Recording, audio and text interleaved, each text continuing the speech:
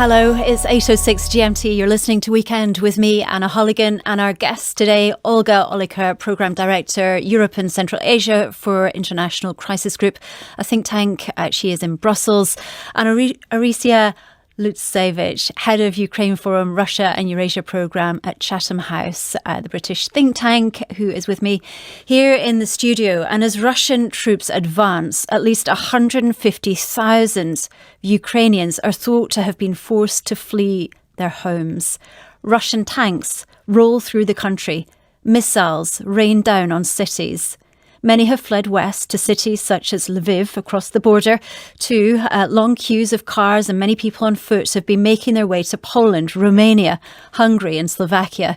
It's feared the war could force up to 5 million people to flee. Poland alone has reported more than 120,000 arrivals, while thousands more have poured into Moldova and Romania to the south and east. I'm joined now on the line by Deputy Minister of Foreign Affairs of Poland, Marcin Sajdasz, and by Romanian Foreign Minister Bogdan Aurescu. Thank you so much for being with us. First of all, Mr. Sajdasz, how many Ukrainians have crossed the Polish-Ukrainian border? Do you know? Do you expect more? Are you going to need help? Well, thank you very much for having me. Since the outbreak of this war, since the invasion of Russia, daily there are more than 30,000 Ukrainians fleeing the country and crossing the Polish border. So at this very day, we assume that there are more than 120,000 of Ukrainians, but the queues are very long. There are more and more people waiting to cross the border. Unfortunately, the Ukrainian system was also attacked in the cyber sphere. So this doesn't work very well. We are trying to help them. We are trying to offer the humanitarian assistance to those people. There are a lot of mothers with kids. So we are doing our best. After that, when they cross the border, of course, they are offered with assistance already, not only by the Polish government, but also by the Polish NGOs, by the ordinary people who are just trying to offer the help. Bogdan Aurescu, so many have crossed into Romania and Moldova too. What kind of facilities have you put in place to deal with these very new refugees? Well, between the 10th and the 25th of February, the number of entries was more than 70,000, and around 20,000 have stayed in the Romanian territory. But the numbers are growing, and there are huge queues beyond the Romanian territory in the territory of Ukraine, but there are also great numbers coming through the territory of the Republic of Moldova. So probably these numbers will continue to grow. There are indeed mothers and kids mainly. And we have taken measures at government level in order to prepare for this situation. The numbers of those who have asked for specific protection as far as asylum seekers or refugees is at around 83 persons as of yesterday, but probably the numbers will grow. Also, there is an impressive mobilization at the level of the civil society and of the business environment. We have a governmental task force which is meeting each and every day, including, as we speak. I have taken a very short break from that meeting in order to talk to you. Thank you. And we are doing our best in order to cope with this situation. But I want to stress also the importance of helping the Republic of Moldova, because they also have quite large numbers, and these numbers are growing. As of yesterday, there were more than 25,000 people coming into this country, which is quite small. And they need support from the European Union, from all of us, in order to cope with this situation, because they were not expecting such a refugee crisis. And Mr. Sajdasz, your country's been very firmly on the Ukrainian side. You've been helping the Ukrainian army all along. How important is it, in your view, that Germany, the Netherlands and others are now doing the same? Are you worried about the possible spillover?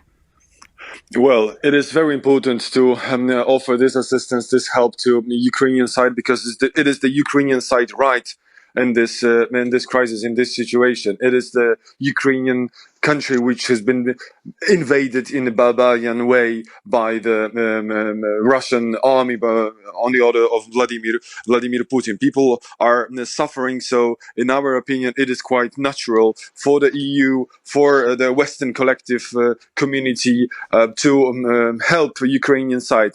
Ukraine is paying somehow a price for the fact that they have chosen to be closer to us, to be closer to the West, to the EU. They applied to be a member of the EU. They got the free visa regime. They got the association agreement.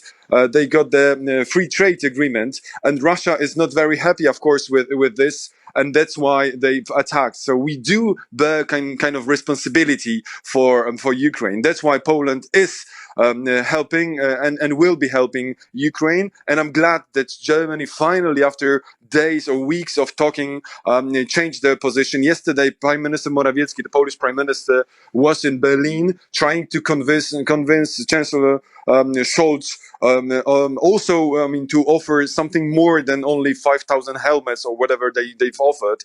And we are glad that they've changed the position. But what we need to do is to impose hard sanctions on Vladimir Putin, on the Russian economy, as our collective response to this barbarian war. You know, EU foreign ministers meeting later today to discuss more measures potentially. Poland has asked for Ukrainian accession to the EU. Is that something that will also be discussed? I believe yes. That is very important topic of the discussion. Ukraine is under pressure, is under invasion. We need to offer them something more than just words and humanitarian assistance. This is also very important. But let's talk seriously about the future of this country. That's why our President Andrzej Duda publicly proposed this discussion, and I believe that all the eastern flank of NATO, all the 3 seas countries, all the way from Estonia to Bulgaria, will support this. The question is, what will be the reaction of the Western countries? But I do believe that in order to find also the solution in this situation, in order also to show that EU is a vivid organization. This is the organization where you can not only leave, as some of our partners did, but you can also join. So this is the high time to start the discussion. Bogdan, Aurescu, you will be inside that meeting. Can you give us any more insights? Well, I will attend this meeting today of the Foreign Affairs Council. It is the 4th meeting this week about Ukraine and the crisis and the measures that we need to take, and we have taken and we need to take, because I think the Russian Federation must pay a price now and must be deterrent for any other aggressive act in the future. And we have been long pleading for a swift finalization of a solid and credible EU sanctions package. And this has a dual purpose, both reaction and deterrence. And I have supported the adoption of the package on Friday, which is robust, it's comprehensive, but I think we still need more. And I'm glad that beyond the effects that we have seen of this package in the financial, energy, transport, exports, visas, and so on, I'm glad that we are going towards adoption of a sanction regarding the SWIFT system, and I think this is important. I think we need to continue our coordination with US and Canada and UK on these sanctions. And we have also to take national measures. For instance, yesterday Romania decided to close the airspace for Russian airlines, and we have appealed to others to do the same. Also yesterday we have decided to start the withdrawal procedure from the International Investment Bank. It is a bank with headquarters in Budapest and which significantly serves Russian financial interests. I think it is important also to support the European perspective of Ukraine. Romania was the first country in the European Union to ratify the association agreement and the deep and comprehensive free trade area of Ukraine with the European Union, and we have continued to support the European and the Euro-Atlantic perspective of Ukraine. The summit in NATO summit in 2008 in Bucharest adopted the decision that Ukraine and Georgia would become members of NATO and the conditions will be met, and we stick to that decision. This is a question for both of you. You're both NATO members. You've both received reinforcements from NATO. Are you worried that there may be a spillover from this? Poland first to Marcin Sajdarz. Yeah, well, of course, we need to take into consideration such a possibility. Unfortunately, Russian ambition reaches far beyond Ukraine and Belarus. We've seen their attack on Georgia already. They are present in South Caucasus, in Central Asia. So the entire Soviet and post-Soviet area is a matter of somehow interest of Mr. Putin, and we need to stop this imperial policy. But what it's even worse. And this lecture, because it was not only the speech of Vladimir Putin, it was a kind of 40-minute lecture. He showed us what his aim is. He wants to destroy the global security architecture. He wants to change everything. So he wants to change the reality we are living in. So it's not only about Ukraine, it's not only about Belarus or Poland or Romania, it's all about the architecture we are living in. That's why NATO should, of course, react through the measures of the deterrence policy. That's why on the Bucharest 9 meeting, which was held in Warsaw, the day before yesterday, and on the NATO summit, we appealed to our allies to send more troops to the region, to Poland, to other countries, to send more weaponry in order to show that we are ready to defend, we are ready to protect our people, our borders, as a matter of deterrence, to make Mr. Putin not even think about putting a step on the soil of NATO members. Just like President Biden said a couple of days ago, that we will do everything what is possible to protect our people and to protect every inch of the territory of NATO member. Mr. Aurescu, do you feel the same? Well, I think it's very important to continue to consolidate in a very consistent manner the eastern flank as a whole. And I think it's very important that in the southern part of the eastern flank of the Black Sea, where Romania is, more equipment and more troops from other allies come, because Romania is the closest ally to the hotspot in Ukraine. We have the longest allied border with Ukraine, more than 400 miles.